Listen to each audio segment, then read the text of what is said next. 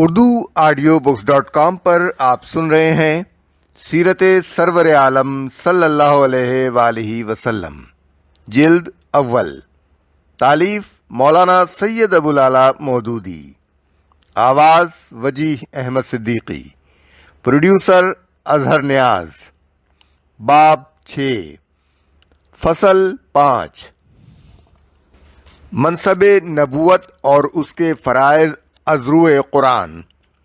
یہ مضمون منکرین حدیث کے اعتراضات اور شبہات کو رفع کرنے کے لیے لکھا گیا تھا۔ رسول کے 4 شعبہ کار۔ اس کتاب پاک میں 4 مقامات پر نبی صلی اللہ علیہ وآلہ وسلم کے منصب رسالت کی یہ تفصیل بیان کی گئی ہے۔ اور یاد کرو جب کہ ابراہیم اور اسماعیل اس گھر کعبے کی بنیادیں اٹھا رہے تھے تو انہوں نے دعا کی، اے ہمارے پروردگار، ان لوگوں میں خود انہی کے اندر سے ایک رسول مبعوث فرما جو انہیں تیری آیات پڑھ کر سنائے اور ان کو کتاب اور حکمت کی تعلیم دے اور ان کا تزکیہ کرے۔ سورہ بقرہ آیت 129۔ جس طرح ہم نے تمہارے اندر خود تم ہی میں سے ایک رسول بھیجا جو تم کو ہماری آیات پڑھ کر سناتا ہے اور تمہارا تزکیہ کرتا ہے اور تم کو کتاب و حکمت کی تعلیم دیتا ہے اور تمہیں وہ باتیں سکھاتا ہے جو تم نہیں جانتے تھے۔ سورہ بقرہ آیت 151۔ اللہ نے ایمان لانے والوں پر احسان فرمایا جبکہ ان کے اندر خود انہی میں سے ایک رسول مبعوث کیا جو انہیں اس کی آیات پڑھ کر سناتا ہے اور ان کا تزکیہ کرتا ہے اور انہیں کتاب و حکمت کی تعلیم دیتا ہے۔ سورہ آل عمران آیت 164۔ وہی ہے جس نے امیوں کے درمیان خود انہی میں سے ایک رسول مبعوث کیا جو ان کو اس کی آیات پڑھ کر سناتا ہے اور ان کا تزکیہ کرتا ہے اور ان کو کتاب و حکمت کی تعلیم دیتا ہے۔ سورہ جمعہ آیت 2۔ ان آیات میں بار بار جس بات کو بتاکید دہرایا گیا ہے وہ یہ ہے کہ اللہ تعالیٰ نے اپنے رسول کو صرف آیات قرآن ہی سنا دینے کے لیے نہیں بھیجا تھا، بلکہ اس کے ساتھ بعثت کے 3 مقصد اور بھی تھے۔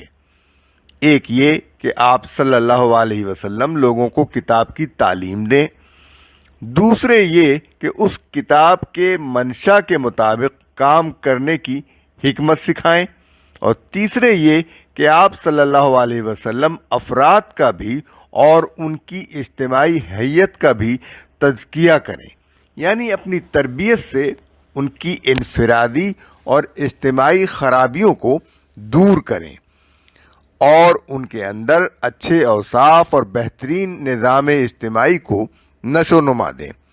ظاہر ہے کہ کتاب اور حکمت کی تعلیم صرف قرآن کے الفاظ سنا دینے سے زائد ہی کوئی چیز تھی، ورنہ اس کا الگ سے ذکر بے معنی تھا۔ اسی طرح افراد اور معاشرے کی تربیت کے لیے آپ جو تدابیر بھی اختیار فرماتے تھے وہ بھی قرآن کے الفاظ پڑھ کر سنا دینے سے زائد ہی کچھ تھیں، ورنہ تربیت کی الگ خدمت کرنے کا ذکر کرنے کے کوئی معنی نہ تھے۔ اب فرمائیے کہ قرآن پہنچانے کے علاوہ یہ معلم اور مربی کے مناصب جو حضور صلی اللہ علیہ وسلم کو حاصل تھے ان پر آپ خود فائز ہو بیٹھے تھے یا اللہ تعالیٰ نے آپ کو ان پر مامور فرمایا تھا؟ کیا قرآن کی انصاف اور مقرر تصریحات کے بعد اس کتاب پر ایمان رکھنے والا کوئی شخص یہ کہنے کی جرت کر سکتا ہے کہ یہ دونوں مناصب رسالت کے اجزاء نہ تھے اور حضرت صلی اللہ علیہ وآلہ وسلم ان مناصب کے فرائض اور خدمات بحیثیت رسول نہیں بلکہ اپنی پرائیویٹ حیثیت میں انجام دیتے تھے؟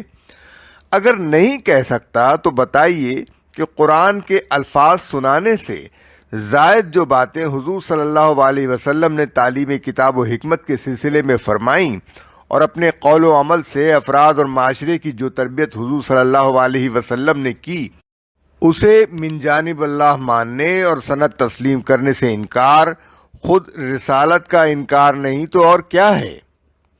رسول بحیثیت شارح کتاب اللہ، سورہ نحل میں اللہ تعالیٰ کا ارشاد ہے، اور اے نبی یہ ذکر ہم نے تمہاری طرف اس لیے نازل کیا ہے کہ تم لوگوں کے لیے واضح کر دو اس تعلیم کو جو ان کی طرف اتاری گئی ہے۔ آیت 44۔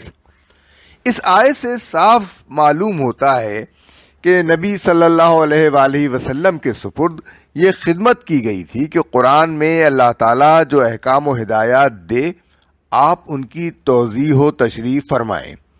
ایک موٹی سی عقل کا آدمی بھی کم از کم اتنی بات تو سمجھ ہی سکتا ہے کہ کسی بات کی تشریح اور توضیح محض اس کتاب کے الفاظ پڑھ کر سنا دینے سے نہیں ہوتی، بلکہ تشریح کرنے والا اس کے الفاظ سے زائد کچھ کہتا ہے تاکہ سننے والا کتاب کا مطلب پوری طرح سمجھ جائے۔ اور اگر کتاب کی کوئی بات کسی عملی مسئلے سے متعلق ہو تو شارح عملی مظاہرہ یعنی پریکٹیکل ڈیمانسٹریشن کر کے بتاتا ہے کہ مصنف کا منشا اس طرح عمل کرنا ہے۔ یہ نہ ہو تو کتاب کے الفاظ کا مطلب و مدعا پوچھنے والے کو پھر کتاب ہی کے الفاظ سنا دینا کسی طفل مکتب کے نزدیک بھی تشریح و توضیح قرار نہیں پا سکتا۔ اب فرمائیے کہ اس آیت کی روح سے نبی صلی اللہ علیہ وآلہ وسلم قرآن کے شارح اپنی ذاتی حیثیت میں تھے یا خدا نے آپ کو شارح مقرر کیا تھا؟ یہاں تو اللہ تعالیٰ اپنے رسول پر کتاب نازل کرنے کا مقصد ہی یہ بیان کر رہا ہے کہ رسول اپنے قول اور عمل سے اس کا مطلب واضح کرے۔ پھر کس طرح یہ ممکن ہے کہ شارح قرآن کی حیثیت سے آپ صلی اللہ علیہ وآلہ وسلم کے منصب کو رسالت کے منصب سے الگ قرار دیا جائے اور آپ صلی اللہ علیہ وسلم کے پہنچائے ہوئے قرآن کو لے کر آپ کی شرح و تفسیر قبول کرنے سے انکار کر دیا جائے؟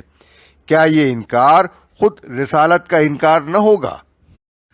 یہ آیت جس طرح ان منکرین نبوت کی حجت کے لیے قاطع تھی جو خدا کا ذکر بشر کے ذریعے سے آنے کو نہیں مانتے تھے، اسی طرح آج یہ ان منکرین حدیث کی حجت کے لیے بھی قاطع ہے جو نبی کی تشریح و توضیح کے بغیر صرف ذکر کو لے لینا چاہتے ہیں۔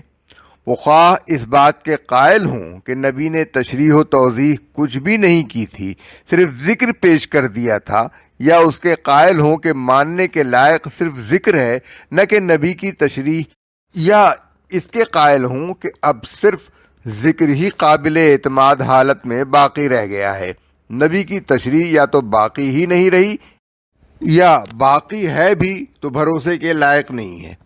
غرض ان چاروں باتوں میں سے جس بات کے بھی وہ قائل ہوں، ان کا مسلک بہرحال قرآن کی اس آیت سے ٹکراتا ہے۔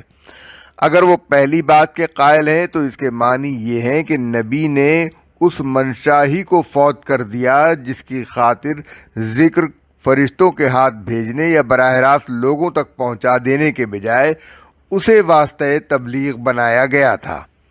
اور اگر وہ چوتھی بات کے قائل ہیں تو دراصل یہ قرآن اور نبوت محمدی دونوں کے نسخ کا اعلان ہے، جس کے بعد اگر کوئی مسلک معقول باقی رہ جاتا ہے تو وہ صرف ان لوگوں کا مسلک ہے جو ایک نئی نبوت اور نئی وحی کے قائل ہیں۔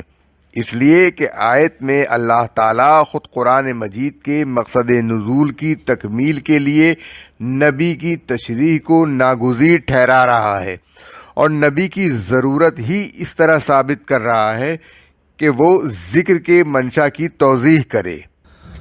اب اگر منکرین حدیث کا یہ قول صحیح ہے کہ نبی کی توضیح و تشریح دنیا میں باقی نہیں رہی ہے تو اس کے دو نتیجے کھلے ہوئے ہیں۔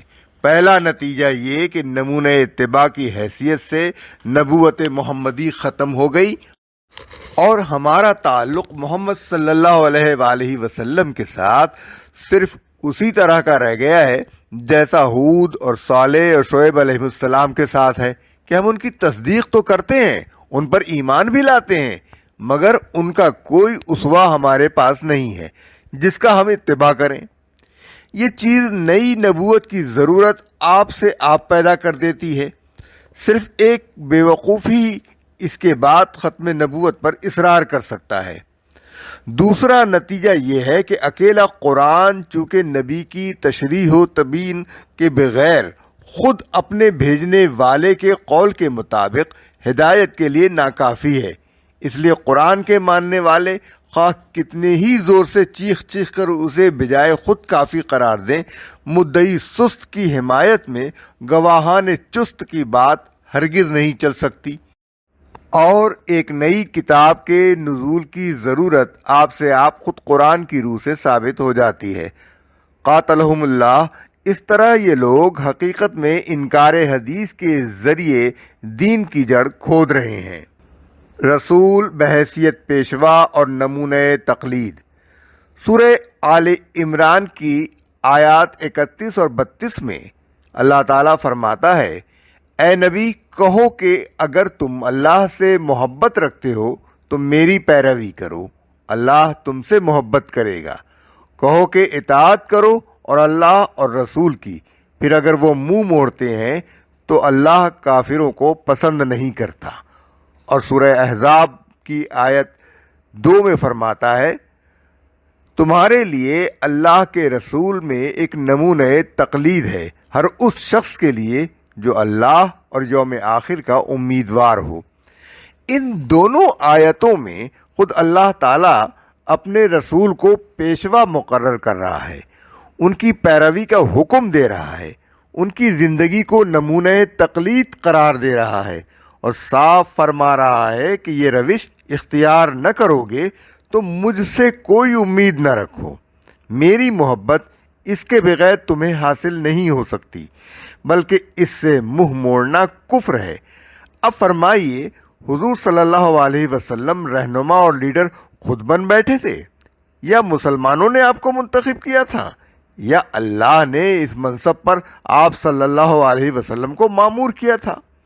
اگر قرآن کے یہ الفاظ بالکل غیر مشتبہ طریقے سے حضور صلی اللہ علیہ وسلم کو مامور من اللہ رہنما و پیشوا قرار دے رہے ہیں، تو پھر آپ صلی اللہ علیہ وسلم کی پیروی اور آپ صلی اللہ علیہ وسلم کے نمونہ زندگی کی تقلید سے انکار کیسے کیا جا سکتا ہے؟ اس کے جواب میں یہ کہنا سراسر لغو ہے کہ اس سے مراد قرآن کی پیروی ہے۔ اگر یہ مراد ہوتی تو فَاتَّبِعُوا القرآن فرمایا جاتا، نہ کہ فَاتَّبِعُونِی۔ اور اس صورت میں رسول اللہ صلی اللہ علیہ وآلہ وسلم کی زندگی کو اسوہ حسنہ کہنے کے تو کوئی معنی ہی نہ تھے۔ رسول بحیثیت شارع۔ سورہ اعراف میں اللہ تعالیٰ نبی صلی اللہ علیہ وآلہ وسلم کا ذکر کرتے ہوئے فرماتا ہے، وہ ان کو معروف کا حکم دیتا ہے اور منکر سے ان کو روکتا ہے، اور ان کے لیے پاک چیزوں کو حلال کرتا ہے، ان پر ناپاک چیزوں کو حرام کرتا ہے، اور ان پر سے وہ بوجھ اور بندھن اتار دیتا ہے جو ان پر چڑھے ہوئے تھے۔ آیت نمبر 157۔ اس آیت کے الفاظ اس امر میں بالکل صریح ہیں کہ اللہ تعالیٰ نے نبی صلی اللہ علیہ وآلہ وسلم کو تشریعی اختیارات، لیجسلیٹو پاورز عطا کیے ہیں۔ اللہ تعالیٰ کی طرف سے امر و نہی اور تحلیل و تحریم صرف وہی نہیں ہے جو قرآن میں بیان ہوئی ہے، بلکہ جو کچھ نبی صلی اللہ علیہ وآلہ وسلم نے حرام یا حلال قرار دیا ہے، اور جس چیز کا حضور نے حکم دیا ہے یا جس چیز سے منع کیا ہے، وہ بھی اللہ کے دیے ہوئے اختیارات سے ہے، اس لیے وہ بھی قانون خداوندی کا ایک حصہ ہے۔ یہی بات سورہ حشر میں اسی صراحت کے ساتھ ارشاد ہوئی ہے، جو کچھ رسول تمہیں دے اسے لے لو، اور جس سے منع کر دے اس سے رک جاؤ، اور اللہ سے ڈرو، اللہ سخت سزا دینے والا ہے۔ آیت نمبر 7۔ ان دونوں آیتوں میں سے کسی کی یہ تعویل نہیں کی جا سکتی کہ ان میں قرآن کے امر اور قرآن کی تحلیل و تحریم کا ذکر ہے۔ یہ تعویل نہیں بلکہ اللہ کے کلام میں ترمیم ہوگی۔ اللہ نے تو یہاں امر و نہی و تحلیل و تحریم کو رسول کا فعل قرار دیا ہے، نہ کہ قرآن کا۔ پھر کیا کوئی شخص اللہ میاں سے یہ کہنا چاہتا ہے کہ آپ سے بیان میں غلطی ہو گئی ہے، آپ بھولے سے قرآن کے بجائے رسول کا نام لے گئے؟ رسول بحیثیت قاضی۔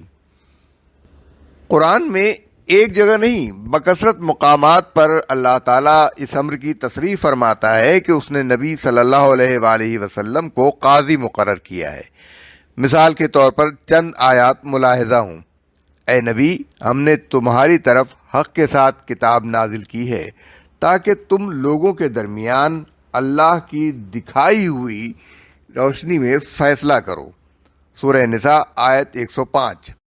اور اے نبی کہو میں ایمان لایا ہوں اس کتاب پر جو اللہ نے نازل کی ہے، اور مجھے حکم دیا گیا ہے کہ تمہارے درمیان عدل کروں۔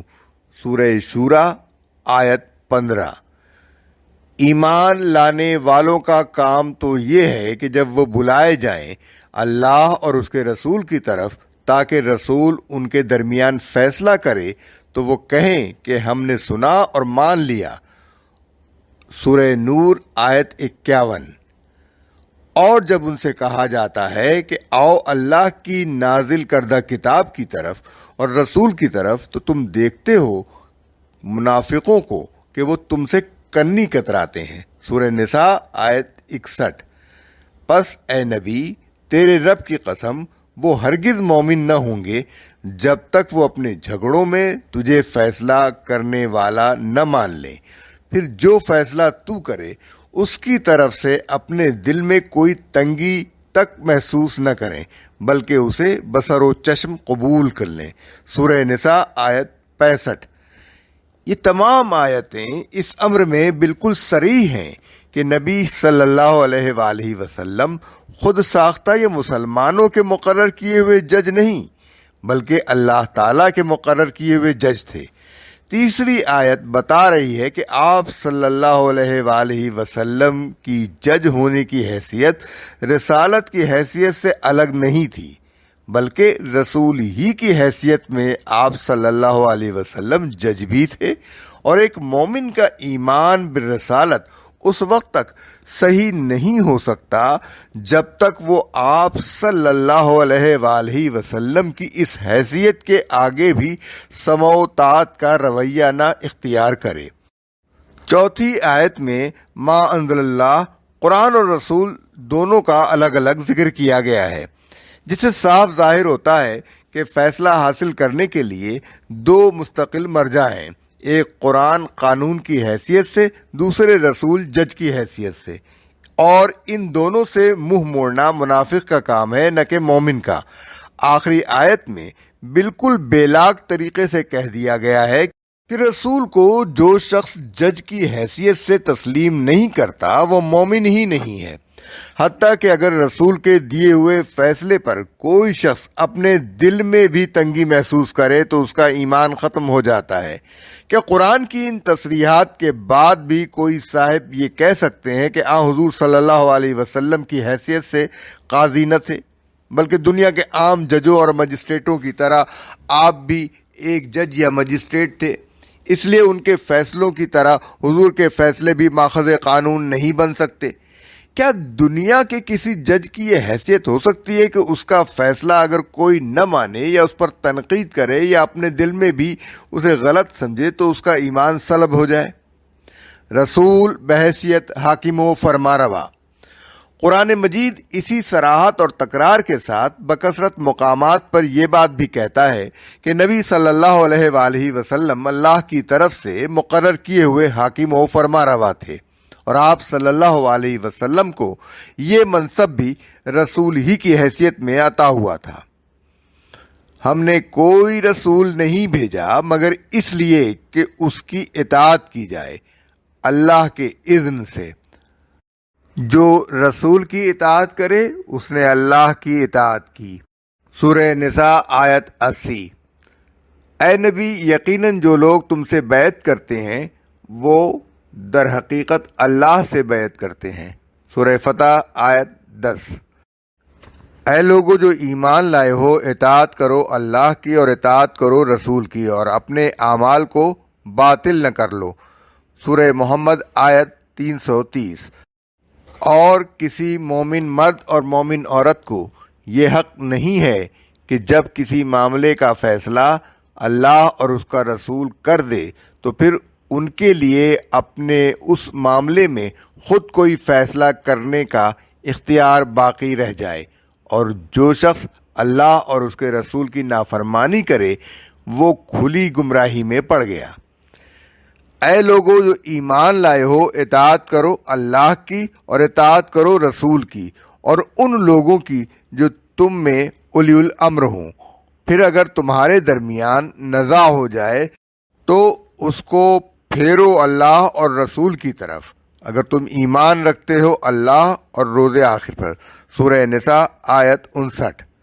یہ آیات صاف بتا رہی ہیں کہ رسول کوئی ایسا حاکم نہیں ہے جو خود اپنی قائم کردہ ریاست کا سربراہ بن بیٹھا ہو یا جسے لوگوں نے منتخب کر کے سربراہ بنایا ہو، بلکہ وہ اللہ تعالیٰ کی طرف سے مامور کیا ہوا فرما روا ہے۔ اس کی فرما روائی اس کے منصب رسالت سے الگ کوئی چیز نہیں ہے، بلکہ اس کا رسول ہونا ہی اللہ کی طرف سے اس کا حاکم مطاع ہونا ہے۔ اس کی اطاعت عین اللہ کی اطاعت ہے، اس سے بیعت دراصل اللہ سے بیعت ہے۔ اس کی اطاعت نہ کرنے کے معنی اللہ کی نافرمانی کے ہیں، اور اس کا نتیجہ یہ ہے کہ آدمی کا کوئی عمل بھی اللہ کے ہاں مقبول نہ ہو۔ اس کے مقابلے میں اہل ایمان کو، جن میں ظاہر ہے کہ پوری امت اور اس کے حکمران اور اس کے مرکز ملت سب شامل ہیں، قطعاً یہ حق حاصل نہیں ہے کہ جس معاملے کا فیصلہ وہ کر چکا ہو اس میں وہ خود کوئی فیصلہ کریں۔ ان تمام تصریحات سے بڑھ کر صاف اور قطعی تصریح آخری آیت کرتی ہے، جس میں یکے بعد دیگرے 3 اطاعتوں کا حکم دیا گیا ہے۔ سب سے پہلے اللہ کی اطاعت، اس کے بعد رسول کی اطاعت، پھر تیسرے درجے میں اولی الامر یعنی آپ کے مرکز ملت کی اطاعت۔ اس سے پہلی بات تو یہ معلوم ہوئی کہ رسول اولی الامر میں شامل نہیں ہے، بلکہ ان سے الگ اور بالا تر ہے، اور اس کا درجہ خدا کے بعد دوسرے نمبر پر ہے۔ دوسری بات جو اس آیت سے معلوم ہوئی وہ یہ کہ اولی الامر سے نزاع ہو سکتی ہے مگر رسول سے نزاع نہیں ہو سکتی۔ تیسری بات یہ معلوم ہوئی کہ نزاعات میں فیصلے کے لیے مرجع 2 ہیں، ایک اللہ اور دوسرا اس کے بعد اللہ کا رسول۔ ظاہر ہے کہ اگر مرجع صرف اللہ ہوتا تو صراحت کے ساتھ رسول کا ذکر محض بے معنی ہوتا۔ پھر جبکہ اللہ کی طرف رجوع کرنے سے مراد کتاب اللہ کی طرف رجوع کرنے کے سوا اور کچھ نہیں ہے، تو رسول کی طرف رجوع کرنے کا مطلب بھی اس کے سوا کچھ نہیں ہو سکتا کہ عہد رسالت میں خود ذات رسول کی طرف اور اس عہد کے بعد سنت رسول کی طرف رجوع کیا جائے۔ بلکہ اگر غائر نگاہ سے دیکھا جائے تو معلوم ہوتا ہے کہ خود عہد رسالت میں بھی بہت بڑی حد تک سنت رسول ہی مرجع تھی، اس لیے کہ نبی صلی اللہ علیہ وآلہ وسلم کے آخر زمانے میں اسلامی حکومت پورے جزیرہ عرب پر پھیلی ہوئی تھی۔ 10-12 لاکھ مربع میل کے اس وسیع و عریض ملک میں یہ کسی طرح ممکن نہ تھا کہ ہر معاملے کا فیصلہ براہ راست نبی صلی اللہ علیہ وآلہ وسلم سے کرایا جائے۔ لا محالہ اس زمانے میں بھی اسلامی حکومت کے گورنروں، قاضیوں اور دوسرے حکام کو معاملات کے فیصلے کرنے میں قرآن کے بعد جس دوسرے ماخذ قانون کی طرف رجوع کرنا ہوتا تھا وہ سنت رسول ہی تھی۔ عدلیہ کا طریقہ کار حضور صلی اللہ علیہ وسلم کے عہد مبارک میں، حضور صلی اللہ علیہ وسلم کی حیات طیبہ میں جو معاملات براہ راست آپ تک پہنچتے تھے ان میں تو اللہ اور رسول کا منشا بتانے والے اور اس کے مطابق نزاعت کا فیصلہ کرنے والے آپ خود تھے، لیکن ظاہر بات ہے کہ پوری مملکت اسلامیہ میں پھیلی ہوئی آبادی کو جو معاملات پیش آتے تھے وہ سب کے سب براہ راست حضور ہی تک پہنچائے جاتے تھے اور نہ آپ ہی سے شخصاً ان کا فیصلہ حاصل کیا جاتا تھا۔ اس کے بجائے مملکت کے مختلف علاقوں میں آپ کی طرف سے معلمین مامور تھے جو لوگوں کو دین سکھاتے تھے، اور عام لوگ اپنے روزمرہ کے معاملات میں انہی سے معلوم کرتے تھے کہ کتاب اللہ کا حکم کیا ہے اور رسول اللہ صلی اللہ علیہ وآلہ وسلم نے کس طریقے کی تعلیم دی ہے۔ اس کے علاوہ ہر علاقے میں امیر، عامل اور قاضی مقرر تھے جو اپنے اپنے دائرۂ عمل سے تعلق رکھنے والے اکثر و بیشتر معاملات کے فیصلے خود کیا کرتے تھے۔ ان لوگوں کے لیے فردودہ الی اللہ والرسول کا منشا پورا کرنے کا جو طریقہ حضور نے خود پسند فرمایا تھا وہ حضرت معاذ بن جبل کی مشہور حدیث میں بیان ہوا ہے۔ رسول اللہ صلی اللہ علیہ وآلہ وسلم نے جب معاذ بن جبل کو یمن کی طرف قاضی بنا کر روانہ کیا تو ان سے پوچھا کہ تم کس طرح فیصلہ کرو گے؟ انہوں نے عرض کیا اس ہدایت کے مطابق جو اللہ کی کتاب میں ہے۔ فرمایا اگر اللہ کی کتاب میں نہ ملے؟ عرض کیا پھر جو سنت رسول اللہ میں ہو؟ فرمایا اگر سنت رسول اللہ میں بھی نہ ملے؟ عرض کیا میں اپنی رائے سے حق و ثواب تک پہنچنے کی پوری کوشش کروں گا۔ اس پر حضور صلی اللہ علیہ وسلم نے فرمایا کہ شکر ہے اس خدا کا جس نے رسول اللہ کے فرستادہ شخص کو وہ طریقہ اختیار کرنے کی توفیق دی جو رسول اللہ کو پسند ہے۔ ترمذی ابواب الاحکام، ابو داؤد کتاب الاقضیہ۔ اسلامی نظام کی دستوری بنیادیں اور ان میں رسول کی حیثیت۔ اے ایمان لانے والو، اطاعت کرو اللہ کی اور اطاعت کرو رسول کی اور ان لوگوں کی جو تم میں صاحب امر ہوں۔ پھر اگر تمہارے درمیان کسی معاملے میں نزاع ہو جائے تو اسے اللہ اور رسول کی طرف پھیر دو اگر تم واقعی اللہ اور روز آخر پر ایمان رکھتی ہو۔ یہی ایک صحیح طریقہ کار ہے اور انجام کے اعتبار سے بھی بہتر ہے۔ سورہ نساء آیت 59۔ یہ آیت اسلام کے پورے مذہبی، تمدنی اور سیاسی نظام کی بنیاد اور اسلامی ریاست کے دستور کی اولین دفعہ ہے۔ اس میں حسب ذیل اصول مستقل طور پر قائم کر دیے گئے ہیں۔ نمبر 1، اسلامی نظام میں اصل مطاع اللہ تعالی ہے۔ ایک مسلمان سب سے پہلے بندہ خدا ہے، باقی جو کچھ بھی ہے اس کے بعد ہے۔ مسلمان کی انفرادی زندگی اور مسلمانوں کے اجتماعی نظام دونوں کا مرکز و محور خدا کی فرما برداری اور وفاداری ہے۔ دوسری اطاعتیں اور وفاداریاں صرف اس صورت میں قبول کی جائیں گی کہ وہ خدا کی اطاعت اور وفاداری کے مد مقابل نہ ہوں بلکہ اس کے تحت اور اس کے تابع ہوں، ورنہ ہر وہ حلقہ اطاعت توڑ کر پھینک دیا جائے گا جو اس اصلی اور بنیادی اطاعت کا حریف ہو۔ یہی بات ہے جسے نبی صلی اللہ علیہ وآلہ وسلم نے ان الفاظ میں بیان فرمایا ہے کہ خالق کی نافرمانی میں کسی مخلوق کے لیے کوئی اطاعت نہیں ہے۔ 2، اسلامی نظام کی دوسری بنیاد رسول کی اطاعت ہے۔ یہ کوئی مستقل بذات اطاعت نہیں ہے بلکہ اطاعت خدا کی واحد عملی صورت ہے۔ رسول اس لیے مطاع ہے کہ وہی ایک مستند ذریعہ ہے جس سے ہم تک خدا کے احکام اور فرامین پہنچتے ہیں۔ ہم خدا کی اطاعت صرف اسی طریقے سے کر سکتے ہیں کہ رسول کی اطاعت کریں۔ کوئی اطاعت خدا رسول کی سند کے بغیر معتبر نہیں ہے، اور رسول کی پیروی سے منہ موڑنا خدا کے خلاف بغاوت ہے۔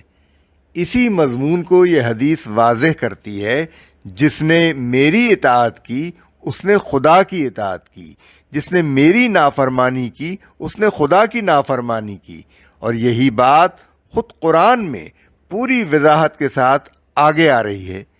3، مذکورہ بالا دونوں اطاعتوں کے بعد اور ان کے ماتحت تیسری اطاعت جو اسلامی نظام میں مسلمانوں پر واجب ہے وہ ان اولی الامر کی اطاعت ہے جو خود مسلمانوں میں سے ہوں۔ اولی الامر کے مفہوم میں وہ سب لوگ شامل ہیں جو مسلمانوں کے اجتماعی معاملات کے سربراہ کار ہوں، خواہ وہ ذہنی و فکری اور رہنمائی کرنے والے علماء ہوں، یا سیاسی رہنمائی کرنے والے لیڈر، یا ملکی انتظام کرنے والے حکام، یا عدالتی فیصلے کرنے والے جج، یا تمدنی امور میں قبیلوں اور بستیوں اور محلوں کی سربراہی کرنے والے شیوخ اور سردار، غرض جو جس حیثیت سے بھی مسلمانوں کا صاحب امر ہے وہ اس حیثیت میں اطاعت کا مستحق ہے، اور اس سے نزاع کر کے مسلمانوں کی اجتماعی زندگی میں خلل ڈالنا درست نہیں ہے، بشرطے کہ وہ خود مسلمانوں کے گروہ میں سے ہو اور خدا اور رسول کا مطیع ہو۔ یہ دونوں شرطیں اس اطاعت کے لیے لازمی شرطیں ہیں، اور یہ نہ صرف آیت مذکور صدر میں صاف طور پر درج ہیں بلکہ حدیث نبی صلی اللہ علیہ وآلہ وسلم نے ان کو پوری شرح و بسط کے ساتھ بیان فرما دیا ہے۔ مثلا حسب ذیل احادیث ملاحظہ ہوں۔ مسلمانوں کو لازم ہے کہ اپنے اولی الامر کی بات سنیں اور مانیں، خواہ اسے پسند ہو یا ناپسند، تاوقت کہ اسے معصیت کا حکم نہ دیا جائے، اور جب اسے معصیت کا حکم دیا جائے تو پھر اسے نہ کچھ سننا چاہیے اور نہ ماننا چاہیے۔ بخاری و مسلم۔ خدا اور رسول کی نافرمانی میں کوئی اطاعت نہیں ہے، اطاعت جو کچھ بھی ہے معروف میں ہے۔ بخاری و مسلم۔ حضور صلی اللہ علیہ وسلم نے فرمایا، تم پر ایسے لوگ بھی حکومت کریں گے جن کی بعض باتوں کو تم معروف پاؤ گے اور بعض کو منکر، تو جس نے ان منکرات پر اظہار ناراضی کیا وہ بری الذمہ ہوا، اور جس نے ان کو ناپسند کیا وہ بھی بچ گیا، مگر جو ان پر راضی ہوا اور پیروی کرنے لگا وہ ماخوذ ہوگا۔ صحابہ نے پوچھا، پھر جب ایسے حکام کا دور آئے تو کیا ہم ان سے جنگ نہ کریں؟ آپ نے فرمایا، نہیں، جب تک وہ نماز پڑھتے رہیں۔ مسلم۔ یعنی ترک نماز وہ علامت ہوگی جس سے صریح طور پر معلوم ہو جائے گا کہ وہ اطاعت خدا و رسول سے باہر ہو گئے ہیں، اور پھر ان کے خلاف جد و جہد کرنا درست ہوگا۔ حضور صلی اللہ علیہ وسلم نے فرمایا، تمہارے بدترین سردار وہ ہیں جو تمہارے لیے مبغوض ہوں اور تم ان کے لیے مبغوض ہو، تم ان پر لعنت کرو اور وہ تم پر لعنت کریں۔ صحابہ کرام نے عرض کیا، یا رسول اللہ، جب یہ صورت ہو تو کیا ہم ان کے مقابلے پر نہ اٹھیں؟ فرمایا، نہیں، جب تک وہ تمہارے درمیان نماز قائم کرتے رہیں۔ مسلم۔ اس حدیث میں اوپر والی شرط کو اور زیادہ واضح کر دیا گیا ہے۔ اوپر کی حدیث سے گمان ہو سکتا تھا کہ اگر وہ اپنی انفرادی زندگی میں نماز کے پابند ہوں تو ان کے خلاف بغاوت نہیں کی جا سکتی، لیکن یہ حدیث بتاتی ہے کہ نماز پڑھنے سے مراد دراصل مسلمانوں کی جماعتی زندگی میں نماز کا نظام قائم کرنا ہے۔ یعنی صرف یہی کافی نہیں ہے کہ وہ لوگ خود پابند نماز ہوں، بلکہ ساتھ ہی یہ بھی ضروری ہے کہ ان کے تحت جو نظام حکومت چل رہا ہو وہ کم از کم اقامت الصلاۃ کا انتظام کرے۔ یہ اس بات کی علامت ہوگی کہ ان کی حکومت اپنی اصولی نوعیت کے اعتبار سے ایک اسلامی حکومت ہے، ورنہ اگر یہ بھی نہ ہو تو پھر اس کے معنی یہ ہوں گے کہ وہ حکومت اسلام سے منحرف ہو چکی ہے اور اسے الٹ پھینکنے کی صحیح مسلمانوں کے لیے جائز ہو جائے گی۔ اسی بات کو ایک اور روایت میں اس طرح بیان کیا گیا ہے کہ نبی صلی اللہ علیہ وآلہ وسلم نے ہم سے من جملہ اور باتوں کے ایک اس امر کا بھی عہد لیا، یعنی یہ کہ ہم اپنے سرداروں اور حکام سے نزاع نہ کریں، الا یہ کہ ہم ان کے کاموں میں کھلا کفر دیکھیں جس کی موجودگی میں ان کے خلاف ہمارے پاس خدا کے حضور پیش کرنے کے لیے دلیل موجود ہو۔ بخاری و مسلم۔ 4. چوتھی بات جو آیت زیر بحث میں ایک مستقل اور قطعی اصول کے طور پر طے کر دی گئی ہے، یہ ہے کہ اسلامی نظام میں خدا کا حکم اور رسول کا طریقہ بنیادی قانون اور آخری سند یعنی فائنل اتھارٹی کی حیثیت رکھتا ہے۔ مسلمانوں کے درمیان یا حکومت اور رعایا کے درمیان جس مسئلے میں بھی نزاع واقع ہوگی اس میں فیصلے کے لیے قرآن و سنت کی طرف رجوع کیا جائے گا، اور جو فیصلہ وہاں سے حاصل ہوگا اس کے سامنے سب سر تسلیم خم کر دیں گے۔ اس طرح تمام مسائل زندگی میں کتاب اللہ و سنت رسول اللہ کو سند اور مرجع اور حرف آخر تسلیم کرنا اسلامی نظام کی وہ لازمی خصوصیت ہے جو اسے کافرانہ نظام زندگی سے ممیز کرتی ہے۔ جس نظام میں یہ چیز نہ پائی جائے وہ بالیقین ایک غیر اسلامی نظام ہے۔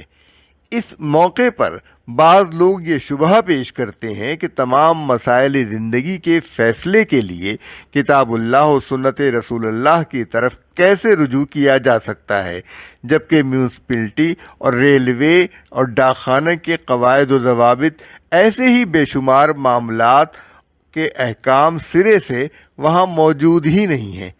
لیکن در حقیقت یہ شبہ اصول دین کو نہ سمجھنے سے پیدا ہوتا ہے۔ مسلمان کو جو چیز کافر سے ممیز کرتی ہے وہ یہ ہے کہ کافر مطلق آزادی کا مدعی ہے اور مسلمان فی الاصل بندہ ہونے کے بعد صرف اس دائرے میں آزادی سے متمتع ہوتا ہے جو اس کے رب نے اسے دی ہے۔ کافر اپنے سارے معاملات کا فیصلہ خود اپنے بنائے ہوئے اصول اور قوانین اور ضوابط کے مطابق کرتا ہے اور سرے سے کسی خدائی سند کا اپنے آپ کو حاجت مند سمجھتا ہی نہیں۔ اس کے برعکس مسلمان اپنے ہر معاملے میں سب سے پہلے خدا اور اس کے رسول صلی اللہ علیہ وآلہ وسلم کی طرف رجوع کرتا ہے، پھر اگر وہاں سے کوئی حکم ملے تو وہ اس کی پیروی کرتا ہے، اور اگر کوئی حکم نہ ملے تو وہ صرف اسی صورت میں آزادی عمل برتتا ہے، اور اس کی یہ آزادی عمل اسی حجت پر مبنی ہوتی ہے کہ اس معاملے میں شارع کا کوئی حکم نہ دینا اس کی طرف سے آزادی عمل عطا کیے جانے کی دلیل ہے۔